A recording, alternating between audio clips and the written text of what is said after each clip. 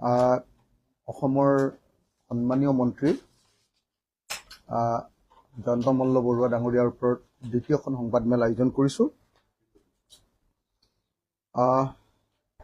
কালিৰ যিখন প্ৰথম সংবাদমেল আছিলে তাত আপোনালোকক দেখুৱাইছিলোঁ যে মন্ত্ৰী জয়ন্ত মল্ল বৰুৱাই একেদিনাই ২৬ এপ্ৰিল ২০২৩ তাৰিখৰ দিনা একেদিনাই প্ৰায় ৪০ বিঘা মাটি তেখেতে কিনিছিলে ৰঙিয়াত ৪০ বিঘা মাটি আৰু তাতে ৮৫ বিঘা মাটি সেই ৰঙিয়াতে তেখেতে বেদখল কৰি ৰাখিছে। মই ৰিপিট কৰি দিছোঁ, কাৰোবাৰ ভুল হ'ব পাৰে। চৰকাৰী মাটি ৮৫ বিঘা বেদখল কৰি ৰাখিছে ৰঙিয়াত, ৮৫ বিঘা মাটি বেদখল কৰি ৰাখিছে মন্ত্ৰী জয়ন্ত মল্ল বৰুৱা ডাঙৰীয়াই।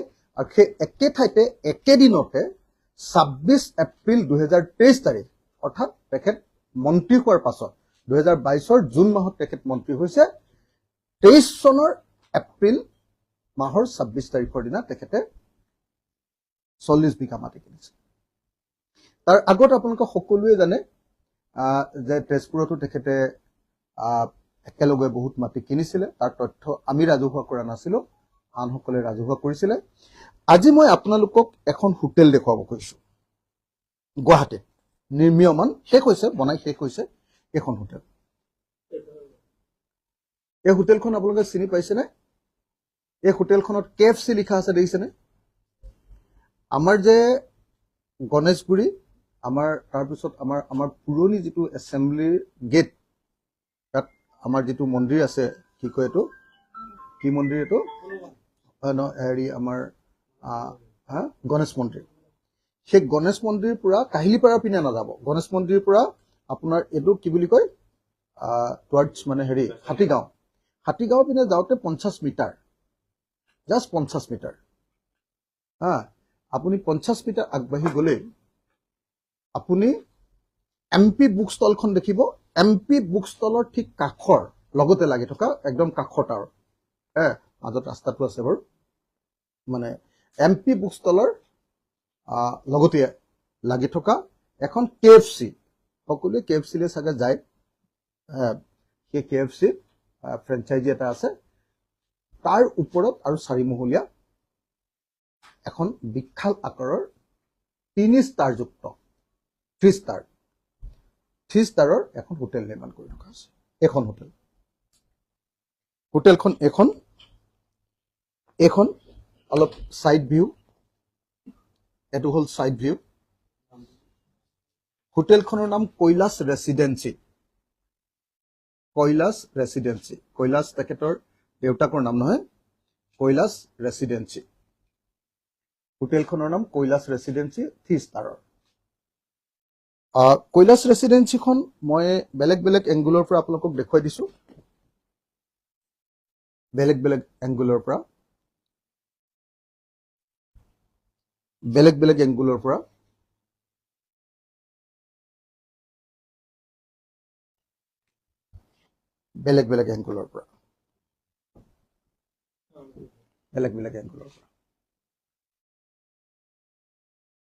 আপোনালোকে দেখোঁতে নিশ্চয় গম পাইছে যে এখন বহুত ডাঙৰ টাৱাৰৰ নিচিনা ওপৰলৈ উঠি যোৱা গ্লাছৰ দ্বাৰা নিৰ্মিত খুব ধুনীয়া এখন হোটেল, খুব ধুনীয়া হোটেল। সেই হোটেলখন কোনদিনা তাৰ মাটি পট্টাৰ কপিটো দি দিছোঁ আপোনালোকক, ইতিমধ্যে হাতে হাতে পট্টাৰ কপিটো দি দিছোঁ। সেই হোটেলখনৰ মাটি কিনাৰ তাৰিখটো কোনদিনা জানে? সেই তাৰিখটো ২৬ এপ্ৰিল ২০২৩। অৰ্থাৎ মন্ত্ৰী জয়ন্ত মল্ল বৰুৱাই ২৬ এপ্ৰিল ২০২৩ দিনা, ২৬ এপ্ৰিল ২০২৩ দিনা মন্ত্ৰী জয়ন্ত মল্ল বৰুৱাই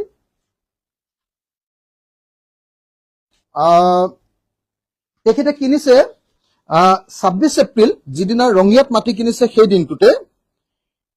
দিনটোত মাটি কিনিছে তেখেতে ৰামেশ্বৰ তালুকদাৰ,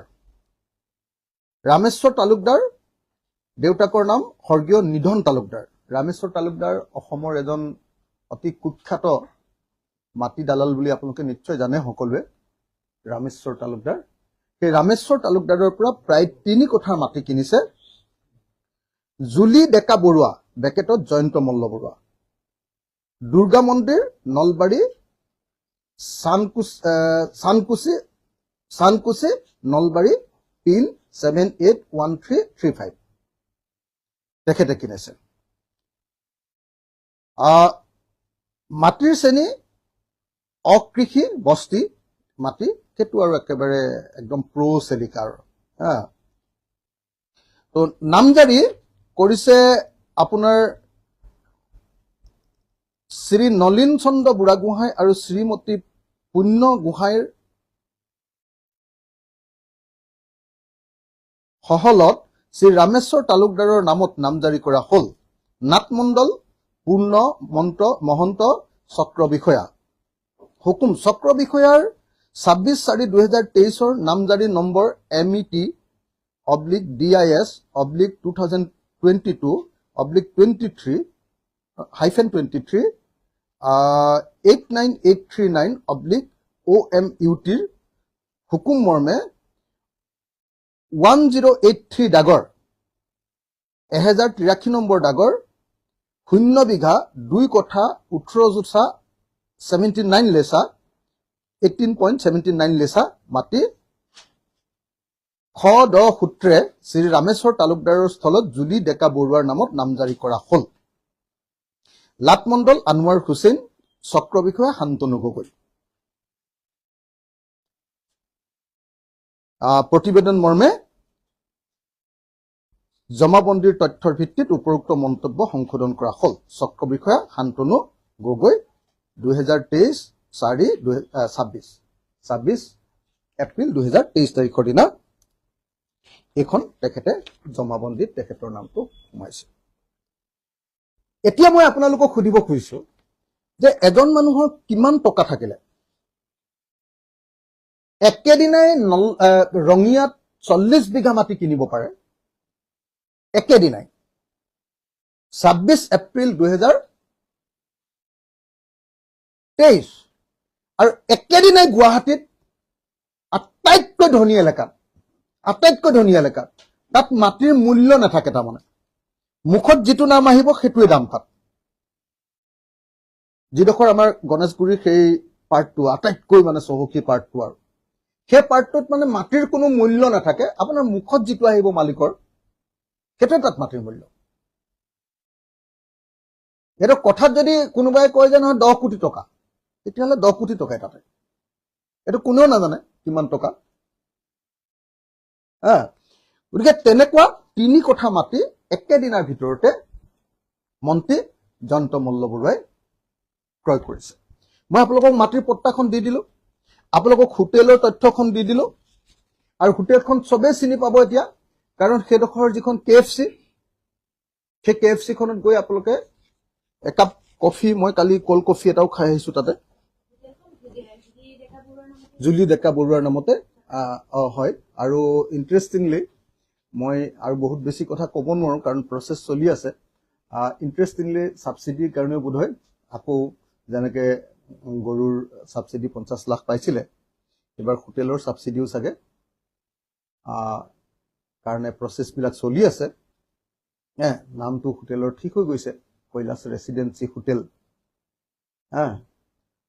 3 ষ্টাৰ হোটেল এখন এনে দেখিবলটো বেয়া লগা নাই ভালে লাগিছে নহয় জানো আপুনি বিল্ডিংটো ধুনিয়া হয় নহয় একদম ধুনিয়া বিল্ডিং এটা তেখেতে নিৰ্মাণ কৰি আছে এনেটো মুখ্যমন্ত্ৰী মহোদয় কৈছিল যে হোটেল বনালে সাবসিডি পায় মানে এটো অলৰেডি মানে এই নহয় অকল তেখেতেও আপুনি চাগে লক্ষ্য কৰিছিলে অসমৰ মুখ্যমন্ত্ৰীয়েটো কৈছিলে হোটেল বনালে সাবসিডি পায় তেখেতেও এই প্ৰেছ মিট কৰি থাকোতে হোটেল বনালে যে সাবসিডি পায় আৰু মানুহে যে লৈ আছে আৰু লোৱাটো যে একেবাৰে অবৈধ নহয় সেই কথাটো ন্যায্যতা দিবৰ কাৰণে কেইদিনমানৰ আগত কৈ আছিল আৰু তেখেতৰ সেই কথাটো শুনিয়ে তেতিয়া আমি গম পাইছিলো যে এওঁ হোটেল বনাই আছে আৰু তেতিয়া যেতিয়া হোটেল ক'ত বনাই আছে বুলি খুদিলো কেবাখনো হোটেলৰ নাম আহিলে সেইবিলাক লাহে লাহে বাৰু আপোনালোকক আমি আকৌ দিম কিন্তু এখন হোটেল ডাইৰেক্টলি নামত থকাৰ কাৰণে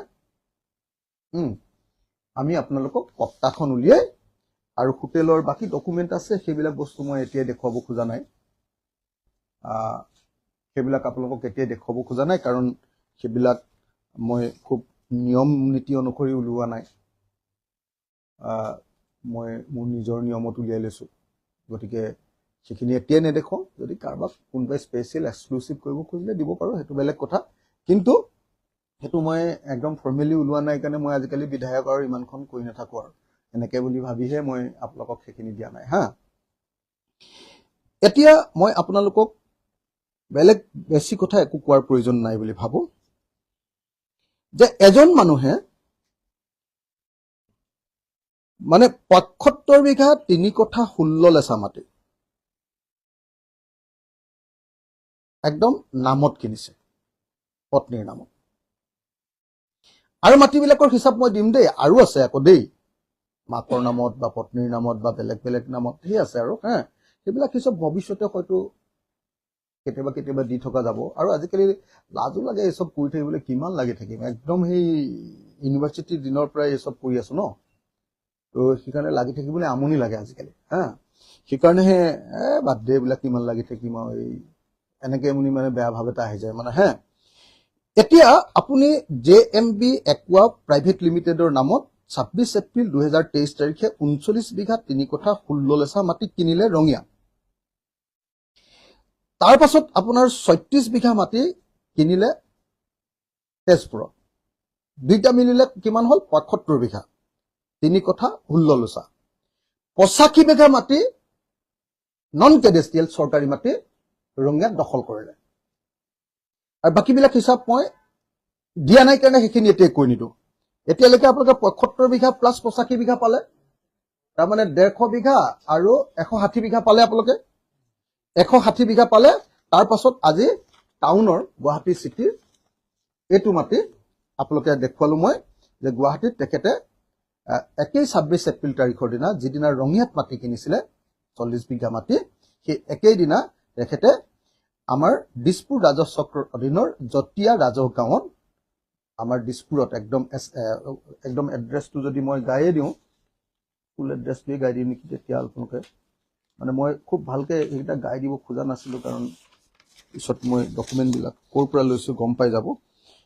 5টা floor, 5 floors, entire building, hotel Kailash residency, RP road, Ganeshguri, behind MLA hostel, Ganeshguri, Guwahati, Kamrup metropolitan, Assam 781006। Trade name hotel Kailash residency, Juli Deka Baruah. এইটো আপোনাৰ কথা। এতিয়া মই বেলেগ কি কম, মানে তেখেতে কৈ আছিলে যে বিজেপি অহাৰ পাছত, বিজেপিত জইন কৰাৰ পাছত তেখেতসকল সত্য আৰু সুন্দৰ হৈ গ'ল, তেখেতসকলে কেলেংকাৰী নকৰা হৈ গ'ল। এতিয়া বিজেপিলৈ অহাৰ পাছত ১৬০ বিঘা মাটিৰ মই তথ্য আপোনালোকক দি দিলোঁ। তাৰে ৭৫ বিঘা মানে ৭৫ নহয় ৭৬, 76 হ'ব আৰু এইটো ৩ কঠা, যিহেতু ২ কঠাতকৈ বেছি, ২.৫ কঠাতকৈ বেছি যেতিয়া ৩ কঠা, এইটো ৩ কঠা যেতিয়া হৈ গ'ল সেইটো ১ বিঘা ধৰিব লাগিব। ৭৬ বিঘা মাটি ম্যাদী পট্টাৰ কিনিছে। আৰু বাকী তথ্যখিনি দিয়া নাই দেই, পিছৰখিনি দিয়াৰ পাছতহে বাকী সেইখিনি দিম। ৮৫ বিঘা মাটি চৰকাৰী মাটি বেদখল কৰি ৰাখিছে। ১৬০, ১৬১ বিঘা মাটি, ১৬১ বিঘা মাটি কিনিবৰ কাৰণে মই MLA, মোৰ সমানে তেওঁ দৰমহা পায়, মন্ত্ৰী হিচাপে আৰু কেইটামান হেৰি পায়, হয়নে নহয়, এলাউন্স পায়, মোৰ সমানে দৰমহা পায় তেওঁ। তেতিয়াহ'লে ১৬০ বিঘা মাটি কিনিব পাৰিবনে? গুৱাহাটীত ৩ কঠা মাটি, দিছপুৰত MLA হোষ্টেলৰ কাষত ৩ কঠা মাটি, অসমৰ আটাইতকৈ আদ্যৱন্ত ঠাইত ৩ কঠা মাটি, আৰু তাত